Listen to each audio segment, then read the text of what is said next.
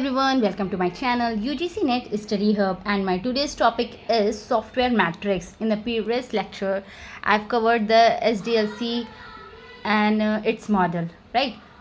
In that topic you can expect the models,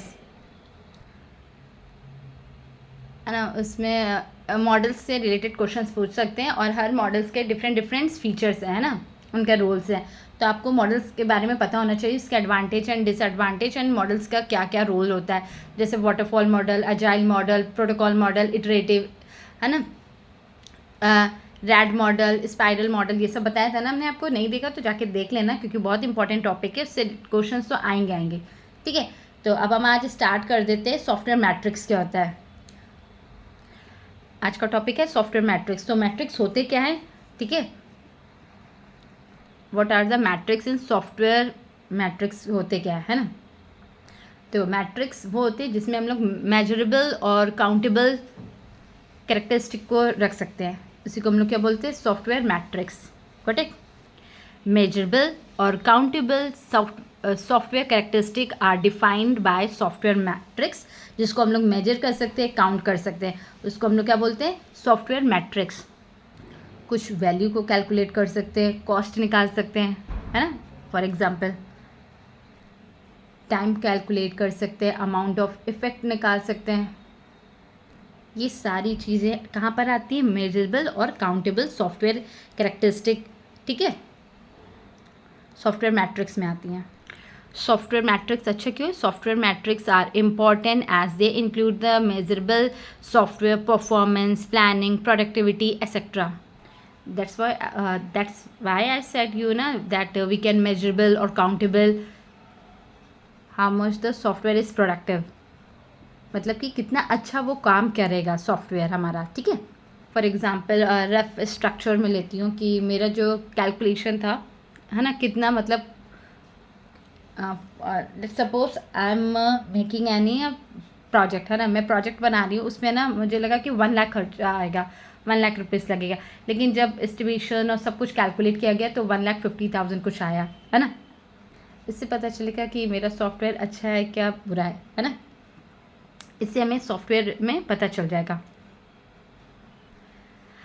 they are similar to the 4 functions: management, planning, organisation, control और improvement. They are measurable and countable, ठीक है, जिसके बारे में आज हम बात करेंगे. ठीक है, there are 2 important things that you should know it about it. There are 2 types of software metrics: product metrics and process metrics. What are they, let's see. ठीक है, तो सबसे पहले क्या आता है हमारा प्रोडक्ट मैट्रिक्स. क्या होता है, it is the measurable of, है ना, it is the measure of 2 important software characteristic which can be compute at a different stage of SDLC. ठीक है, कौन सी 2 चीज़ें होती है, एक size complexity of a software and quality reliability of a software. ठीक है, this come in the product metrics. However the when we have the process metrics then we have, ठीक है, प्रोसेस मैट्रिक्स क्या होता है, it is use to measure the characteristic of method, techniques and tools that are use to develop the software. For example fault detection. ठीक है, product matrix क्या करता है, टूल्स को मेजरमेंट करता है. ठीक है, एंड प्रोडक्ट मैट्रिक्स क्या होता है, वो साइज एंड क्वालिटी को देखता है. ठीक है, याद रहेगा. ठीक है, एंड एक क्वेश्चन मैं आपको दिखा देती हूँ. PYQ है हमारा, UGC नेट में 2022 में पूछा गया था. Size and complexity as are the part of इसमें पूछा गया है ना. तो ऑप्शंस में छुपा देती हूँ, वैसे दिख गया होगा आपको, है ना. चलो देख लो. Size and complexity are the part of किसका है, people metrics, project metrics, process metrics या प्रोडक्ट मैट्रिक्स. तो क्या हो गया, प्रोडक्ट मैट्रिक्स है. कहाँ पे हम लोग साइज की और कॉम्प्लेक्सिटी की बात करते हैं, देखो अभी यहाँ पे मैंने बताया था ना प्रोडक्ट मैट्रिक्स, जहाँ पे हम लोग साइज एंड क्वालिटी की बात करते हैं. तो इसका आंसर क्या होगा, प्रोडक्ट मैट्रिक्स. ठीक है, मैं आपको टॉपिक के साथ साथ उससे रिलेटेड क्वेश्चंस भी दिखा रही हूँ कि अब पिछले ईयर्स में पूछे गए थे, है ना, जिससे आपको और अच्छे से क्लैरिटी हो सके, कॉन्सेप्ट आपका क्लियर हो सके एंड आपको अंदर थोड़ा सा कॉन्फिडेंस बिल्डअप हो सके. ठीक, देखो आपको साइज ऑफ कैलकुलेशन पता होना चाहिए. ठीक है, तो उसको हम लोग बोलते हैं LOC, लाइन ऑफ कोड. ठीक है, साइज ऑफ ओरिएंटेड मैट्रिक्स क्या होता है, LOC मैट्रिक्स, जिसको हम लोग बोलते हैं लाइन ऑफ कोड. देखो दिख रहा होगा, शाइन कर रही है ना मेरी पेंसिल. बुक है ना, इसलिए मैं इसमें ज़्यादा पेन नहीं चलाती, हाइलाइटर या पेंसिल से मार्क करती हूँ। सॉफ्टवेयर मेरा कितना बड़ा है, कितना लाइन ऑफ कोड्स उसमें लगेगा, ठीक है, कितना सॉफ्टवेयर में मतलब लाइंस लगी, उसी को हम लोग बोलते हैं लाइंस, LOC, ठीक है, लाइन ऑफ कोड, ठीक है। Calculation and comparing, calculating and comparing the productivity of programs is done by LOC, जिसको हम लोग बोलते हैं लाइन ऑफ कोड, ठीक है। और एक हमारा होता है FPA, जिसको हम लोग बोलते हैं फंक्शन पॉइंट एनालाइज, ठीक है। Analysis is a software measurable technique used to assess the size and complexity of a software system basis on its functionality। मतलब मेरा सॉफ्टवेयर अगर जितना लार्ज होगा या स्मॉल होगा, तो मैं जितना बड़ा होगा तो ज़्यादा वो लगेंगे हमारे, है ना, क्या लगेंगे, कॉस्ट लगेगी, लाइन ऑफ कोड्स लगेगी, और जितना स्मॉल होगा उतना डिक्रीमेंट होता जाएगा, है ना। समझ में आ गया LOC? और अच्छे से डिटेल में बताते क्या होता है, ठीक है, ठीक है। तो it is involved the categories, the function of the software such as input screen, output reports, inquiry files, interface, and assigning weight to each based on their complexity by quantifying these function and their association weight. FPA means function point analysis, provide an object measure of the software size and complexity. We can calculate FP with the help of the number of function and types of functions used in application. These are the classification into a 5 types. हमारे ये आपको दिख रहे हैं functionality के 5 attributes, ठीक है। ये 5 फंक्शंस होते हैं, मेजरमेंट पैरामीटर्स के ये 5 फंक्शंस हैं। मतलब कि साइज़ को मेजर करने के लिए हम ये 5 चीज़ें यूज़ करते हैं। कौन कौन सी चीज़?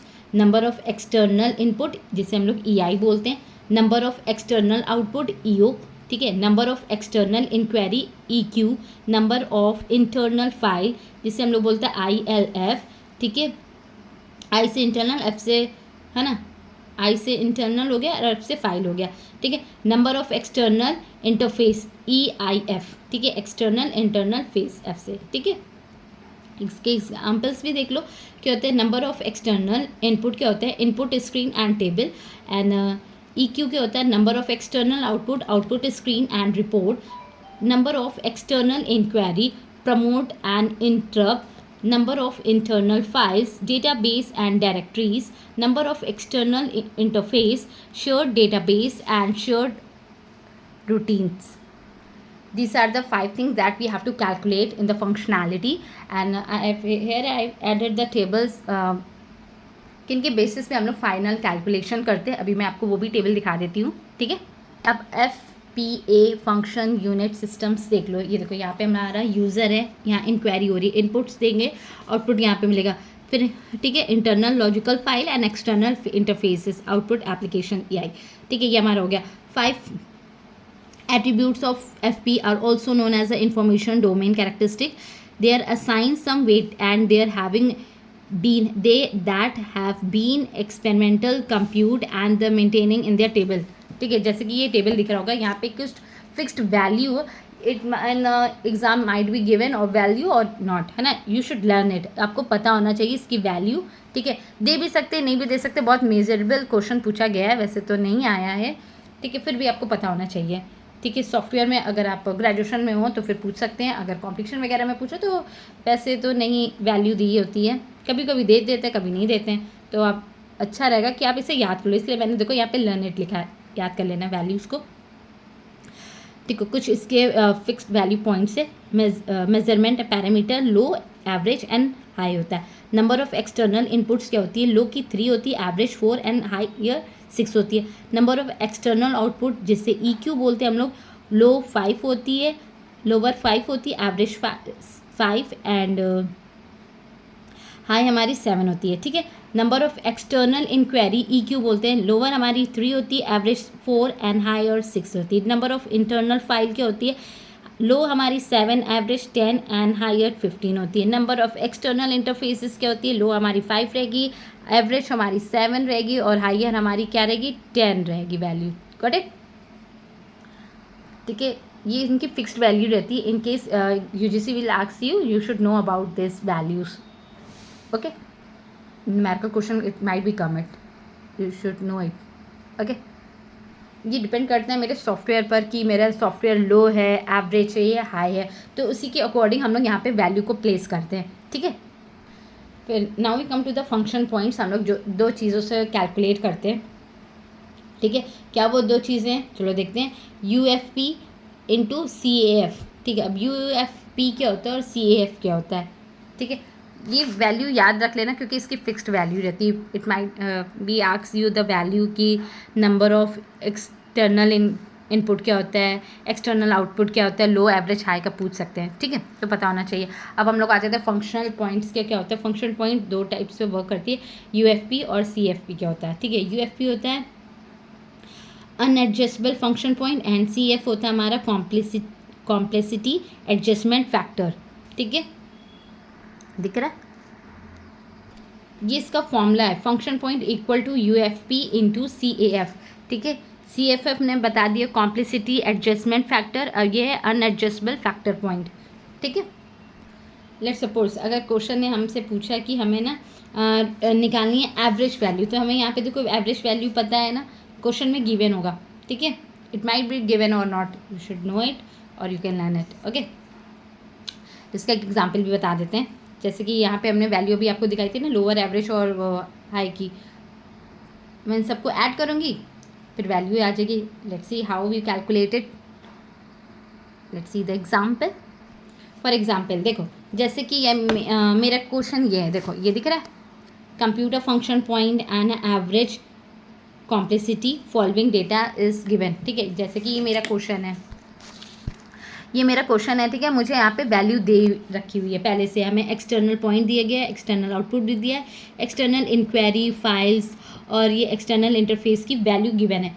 ठीक है, इसकी 32 है, ई क्यू ई आई की ई यू हमारे 60, ई क्यू 24 है, आई एल एफ हमारा 8 है और ई आई एफ हमारा 2.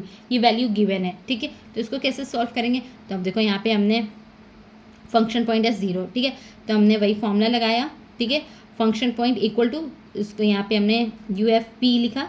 ठीक है, काउंट टोटल कितना हुआ 34 इंटू 4 लिख दिया. 4 क्यों लिखा, क्योंकि हमें यहाँ पे एवरेज पूछा गया था. तो देखो यहाँ एवरेज की वैल्यू क्या दी गई थी, 4 दी है, तो इसीलिए हमने यहाँ पे क्या लिया, 4 लिया, इंटू 4 लिया. ठीक है, फिर इंटू 5 लिया. क्यों, फिर देखो एक्सटर्नल आउटपुट की वैल्यू क्या दी है, 5 दिया, तो फिर हमने यहाँ क्रॉस 5 कर दिया. सिमिलरली जितनी हमें ये 5 वैल्यूज़ दी गई थी, 1 2 3 4 5 है ना, तो 5 वैल्यूज़ दी गई थी, तो मैंने उन सभी की वैल्यू दी गई, तो हमारा गिवन था. यहाँ पे हमसे एवरेज पूछा गया था, तो हमने एवरेज की वैल्यू रखी, उनको उससे मल्टीप्लाई कर दिया और फिर ऐड कर दिया, फिर हमारा आंसर आ गया. यहाँ पे कितना आ गया है ना, इनको मल्टीप्लाई करने के बाद देखो 32 इंटू 4 किया तो हमारा 128 आ गया, प्लस किया फिर 16 इंटू 5 कर लिया 300 आया. 24 इंटू 4 किया मतलब 24 इंटू 4 96, 8 इंटू 10 तो 80 आया, 2 इंटू 7 14 आ गया. फिर इन सबको वैल्यू को ऐड कर दिया, 618 आ गया. तो गिवन है द क्वेश्चन हमारा क्या दिया था, फंक्शन पॉइंट इक्वल टू 0 दिया. फिर टोटल सी एफ क्या निकल के आया हमारा 0.65. ठीक है, फिर हमने फंक्शन पॉइंट का फॉर्मूला लगाया, function point into function point equal to U F P into C A F. तो हमने जो हमारी वैल्यू निकल के आई है फंक्शन पॉइंट में यू एफ पी की और सी एफ की, तो उनको क्रॉस मल्टीप्लाई किया, आंसर क्या आ गया 401.7. ये हमारा आंसर आ गया. ठीक है, ऐसे क्वेश्चन पूछा जाएगा, ऐसे आप वैल्यू को सॉल्व करोगे. समझ में आ गया, देखो मैं गिवन है यहाँ पे, इसका ये एवरेज पॉइंट भी आपको दिख रहा होगा. आगे समझ में कैसे सॉल्व करेंगे इस क्वेश्चन को, हमने मल्टीप्लाई किया करस्पॉन्डिंग वैल्यू को इसके वेट से, एवरेज से. ठीक है, फिर हमने इन सबका टोटल कर दिया, फिर हमारा ये आंसर आ गया. देखो ये कॉम्प्लेक्सिटी एडजस्टमेंट फैक्टर जो होते हैं ना, ये बेस होते हैं 14 क्वेश्चंस पे. अभी मैं इनका 14 क्वेश्चंस भी आपको दिखाऊंगी अपने हैंड रिटन नोट्स में भी, ये भी तो मैं बुकिश में दिखा रही हूँ. ठीक है, हाँ ये देखो मैंने सी एफ निकाला था ना, तो वहाँ पे 0.65 की वैल्यू इसका, ये इसका फॉर्मूला होता है 0.65 प्लस 0.01. ठीक है, फंक्शन पॉइंट. ठीक है, और इसमें मैंने बताया था सी एफ में हमारा 14 बेसिस क्वेश्चन होते हैं ना, जनरल कैरेक्टरिस्टिक्स होते हैं. अभी दिखाते हैं कौन से कैरेक्टरिस्टिक्स होते हैं, तो ये नोट डाउन कर लेना. ठीक है, इम्पॉर्टेंट टू नोट डाउन, देखो जैसे इसमें नोट मैंने लिखा है, तो रेंज जो हमारी होती है ना 0 से 70 के बीच में होती है, ठीक है। Therefore function point E F की क्या वैल्यू रहती है 0.65, फिर एंड हमने यहाँ पे 0 से 70 के बीच में होती है, तो हमने वैल्यू को लिखा 0.65 प्लस किया 0.01 इंटू 70, फिर हमारा आंसर क्या आ गया 1.37, दिख रहा है, ठीक है। फिर इन सबको वैल्यू, फिर हम लोग फंक्शन पॉइंट पे फॉर्मूला लगा देंगे, फिर ऐड कर देंगे, हमारा आंसर आ जाएगा। यहाँ पे देखो फिर यही आंसर आया था 401.7, ठीक। देखो मिनिमम अगर पूछा जाएगा, मिनिमम वैल्यू तो 0.65 रहेगा, अगर मैक्सिमम वैल्यू पूछी जाएगी तो फिर आपकी यहाँ पे ये आएगी, जो कि ये लिखा हमने 1.35, ये हमारा मैक्सिमम है और ये हमारा मिनिमम वैल्यू है, ठीक है। ये मैक्सिमम है, पेन नहीं चलाना चाहती, चलो लिख देते हैं, ये हमारा मिनिमम वैल्यू देगा, ठीक है, मिनिमम वैल्यू, ठीक है, और ये हमारा मैक्स वैल्यू, मैक्सिमम वैल्यू है, ठीक। अब याद रहेगा, भूलोगे तो नहीं, अच्छे से बता दिया। Now we come to the information flow metrics क्या होते हैं, ठीक है। इंफॉर्मेशन फ्लो मैट्रिक्स हमारे 3 टाइप्स के होते हैं, कंपोनेंट, कोहेरेंस एंड कपलिंग होती है, ठीक है। ये पढ़ लेना, लिखा हुआ है, ठीक है। This is a type of metrics the deal with the complexity by observing the flow of information among the system, component और मॉड्यूल, ठीक है। This metrics are given by Henry and Kafura, so it is also called a Henry and Kafura metrics. 2 लोगों ने find किया था, Henry and कफूरा, ठीक है। ये डिफाइंड रिसर्चर्स थे, इन दोनों लोग ने डिफाइन किया था, इन पे नेम पे ही बेसिस्ड है।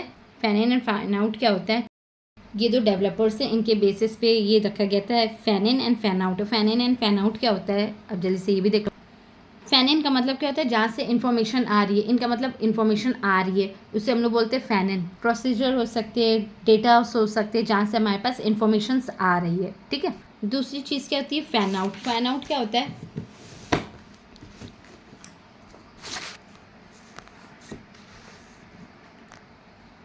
फैन आउट दिख रहा है, फैन आउट का मतलब आउट, आउट से ही पता चला जहाँ से हमारी इन्फॉर्मेशन बाहर जा रही है, again from the procedure and data structures, हमारी इन्फॉर्मेशन बाहर जा रही है, ठीक, उसे बोलते हैं हम लोग फैन आउट। देखो इसका मैंने फॉर्मूला भी इस बुक में लिखा हुआ है, ठीक है, length into fan in into fan out into 2, ठीक है, ये इसका फॉर्मूला होता है। पूछा नहीं गया लेकिन हाँ एक नॉलेज के लिए होना चाहिए, पता होना चाहिए आपको। अब हम आ जाते हैं साइक्लोमेट्रिक्स कॉम्प्लेक्सिटी क्या होती है। Cyclometric complexity is a software matrix used to measure the complexity program. Thomas J. M.C. Cabin developed this matrix in 1976. He considered a computer program as a set of strong, connected, directly graph where the node represent part of the source code having a no branch and arc presented control flow transfer during the program execution. उसने कहा जो computer में coding होती है ना, उसको हम लोग क्या बोलते हैं, ग्राफ, जहाँ पे ब्रांचेस एंड आर्क्स होते हैं ना, control transfer during the program execution. फिर लिखा है जहाँ पे the source code having a no branch and arc represent control flow transfer during the program execution. Arc का मतलब होता है, आर्क्स का मतलब होता है एजेस, ठीक है। It is use to measure the number of path, मतलब कि हम नोट्स काउंट कर मतलब कि रास्ते गिन रहे कितने हमारे नोट्स कनेक्टेड है एजेस से, ठीक है, मतलब हमारे पास कितने एजेस हैं, कितने नोट्स हैं, ये सब जो एक दूसरे से कनेक्टेड है ना, उसी को हम लोग बोलते हैं path. Now we come to the formula to calculate the cyclomatic complexity. कैसे हम लोग कैलकुलेट करते हैं cyclomatic complexity. The cyclomatic number V मतलब हमारा वर्टेक्स एंड जी हमारा ग्राफ होगा of a graph theory is an indicated of a software complexity where the cyclomatic number is equal to the number of linear independent path in a graphically representation. कितने इसमें independent रास्ते हैं graph से connected हैं, ठीक है, इसका मतलब ये होता है। And there are the 3 formulas in this cyclometric complexity. Here we will discuss three formulas. आपको ये 3 formulas साइक्लोमेट्रिक्स का. फर्स्ट, सबसे पहले क्या होता है, 3 common method of calculating the cyclomatic complexity. First हमारा आता है complexity, cyclomatic complexity equal to total number of a close region in the control flow graph plus 1. ठीक है, दिख रहा है, फ्लो ग्राफ प्लस 1. ठीक है. सेकेंड हमारा आता है कि cyclomatic complexity equal to edges minus node plus 2. ठीक है. अब मतलब तीनों में से कोई भी फॉर्मूला लगाओगे सेम रिजल्ट आने वाला है इसमें. मतलब आप सारे एक ग्राफ को कनेक्ट करोगे +1 कर दोगे तो क्या आएगा. ठीक है. एंड अगर मैं आपको एडवाइस दूँ, my best suggestion is to, देखो तीनों में से आप कोई भी फॉर्मूला करोगे तो सेम ही रिजल्ट आने वाला है. तो आपने ये सेकंड वाला फॉर्मूला अप्लाई करना है, जिससे आप एजेस भी निकाल सकते हो, नोड भी निकाल सकते हो, है ना, +2 करके. तो इजी रहेगा आपको सॉल्व करने में न्यूमेरिकल्स को. ठीक है. तो आप ये सेकंड वाला फॉर्मूला बस याद रख लो, edges minus node plus 2. And third हमारा आता है साइक्लोमेट्रिक कॉम्प्लेक्सिटी इक्वल P+1. ठीक है. ये PYQs में पूछा गया था फॉर्मूला, तो ये आपको याद होना चाहिए. ठीक है. देखो यहाँ पे लिखा है P equal to total number of predicate nodes containing in the control flow. Predicate मतलब होता है जो 2 पार्ट्स में डिवाइड हो रहे हैं. फॉर एग्जांपल जैसे कि आपको ये नोड दिख रहा है, ये हमारा नोड्स देखो 2 पार्ट्स में डिवाइडेड है, ये 2 पार्ट्स में डिवाइडेड होता है, इसी को हम लोग बोलते हैं प्रेडिकेट नोड्स. ठीक है. हाँ देखो यहाँ मैंने डिसीजन नोड्स भी लिखा है, इसे हम लोग डिसीजन नोड्स भी बोलते हैं प्रेडिकेट नोड को. ठीक है. ठीक है. जैसे कि हमारा ये नोड है 2 पार्ट्स में डिवाइड हो रहा है. समझ में आ गया प्रेडिकेट नोड्स क्या होता है.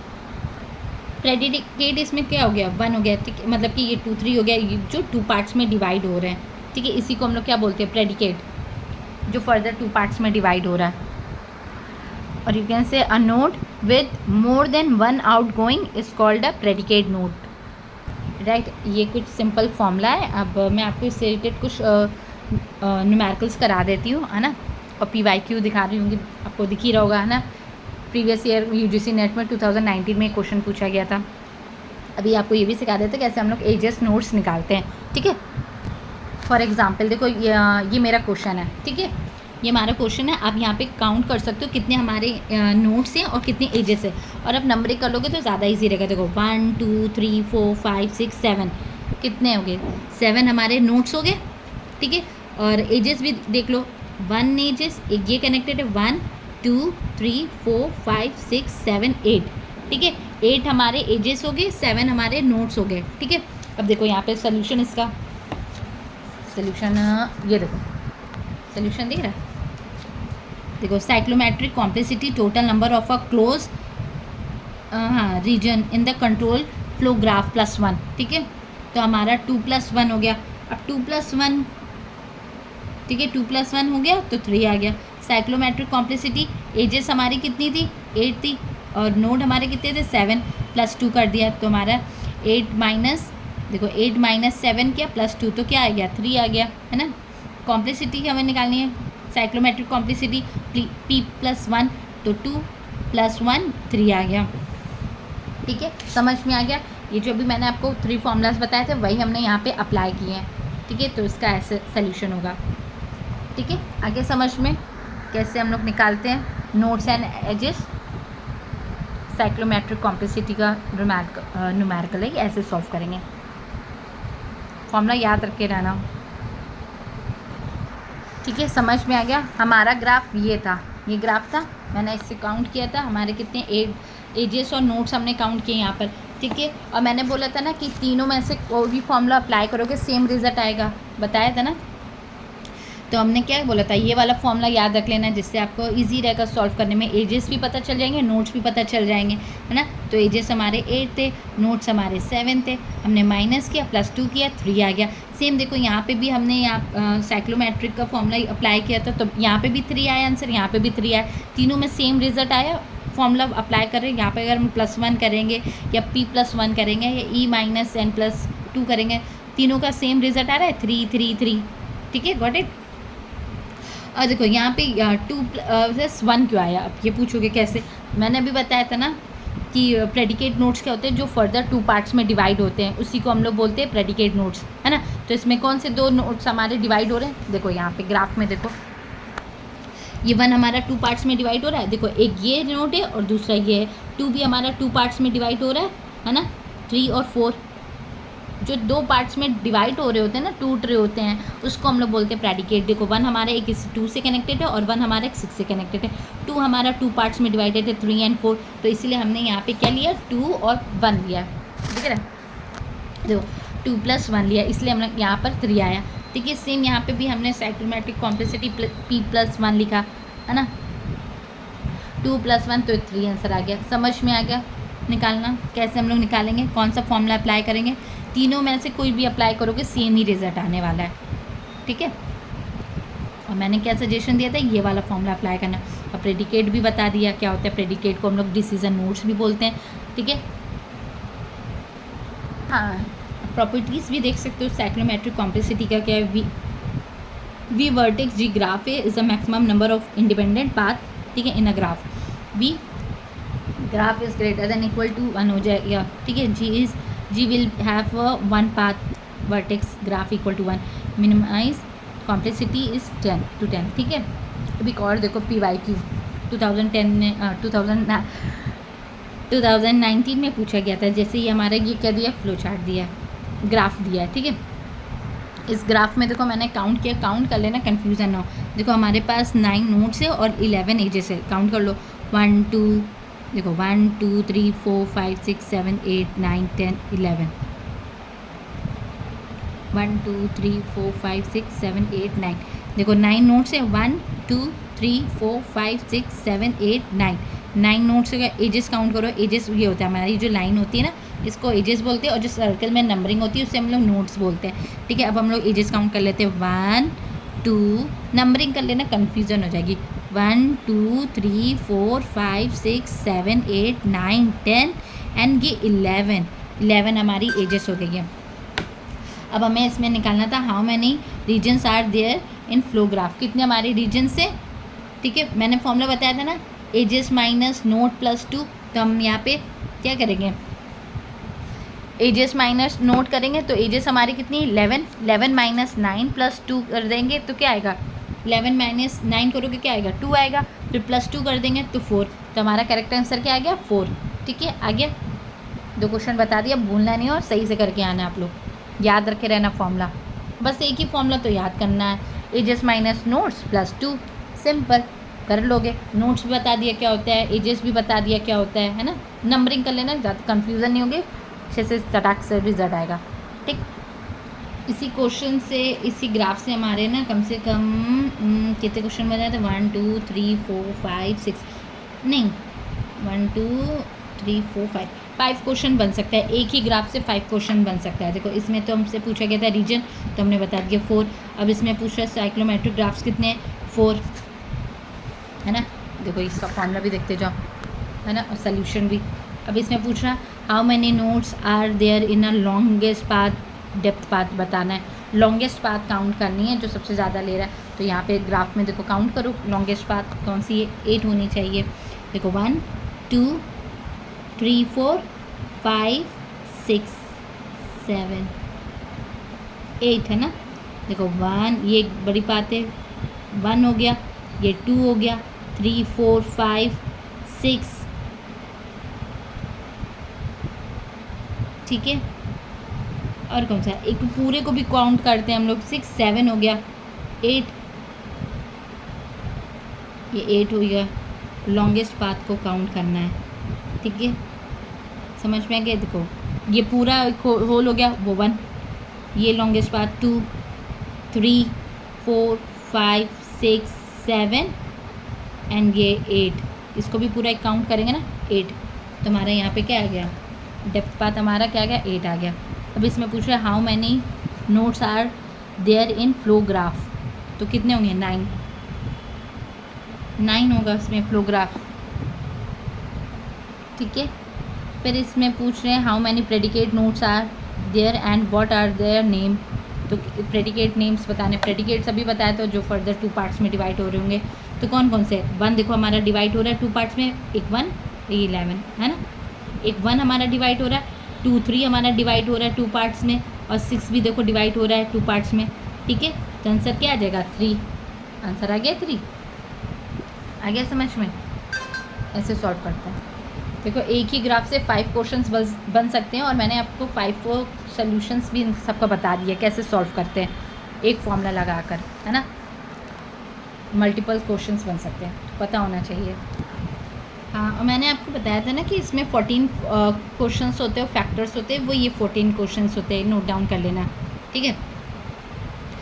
Data communication, distribution, data processing, performance, having a user configuration, transaction rate होगा, online data entry and user efficiency, one online update, complex problem, reusability, installing easy, optional easy, operational easy होगा, multiple sites होंगे, and फ्रैक्चुअलिटी change होगा, ठीक है।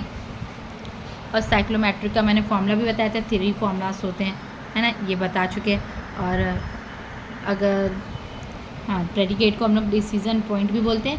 1 is called a predicate, if, while, for, switch जैसे हम लोग यूज़ करते हैं, ठीक है। और प्रेडिकेट बताया था जो हमारा 2 पार्ट्स में डिवाइड हो रहा होता है उसको हम लोग प्रेडिकेट बोलते हैं। प्रेडिकेट हमारा यहाँ पे क्या है 1 है, 1 हमारा 2 पार्ट्स में डिवाइड हो रहा है ना, 2 और 3 में। क्वेश्चन भी मैंने कराया था, है ना, क्वेश्चंस, है ना, जो कि आ सकते हैं। मैंने बताया था एक ही ग्राफ से हमारे यहाँ पे 5 क्वेश्चंस बन सकते हैं, तो हमारे 5 क्वेश्चंस 2019 में पूछा गया था। ये भी बुक में दिखाया था ना, वही है सेम। हाँ देखो यहाँ पे मैंने आउटगोइंग्स लिखा है, 4 कैसे यहाँ पर आया, यहाँ पे हम लोग आउटगोइंग्स को काउंट करेंगे, दिख रहा होगा, है ना, सोल्यूशन यहाँ पे अच्छे से समझ में आ गया। कुछ और भी क्वेश्चन है जो अभी तक के पढ़ाए, उससे रिलेटेड क्वेश्चन आप लोग देख सकते हो, वीडियो को स्टॉप करके पढ़ लेना। ये मैथ्स ऑफ फॉलोइंग में पूछा जा सकता है, तो याद होना चाहिए, ठीक है। और देख लो क्वेश्चंस, फटाफट से देख लो, फिर क्लोज करते हैं आज का टॉपिक यहीं पे।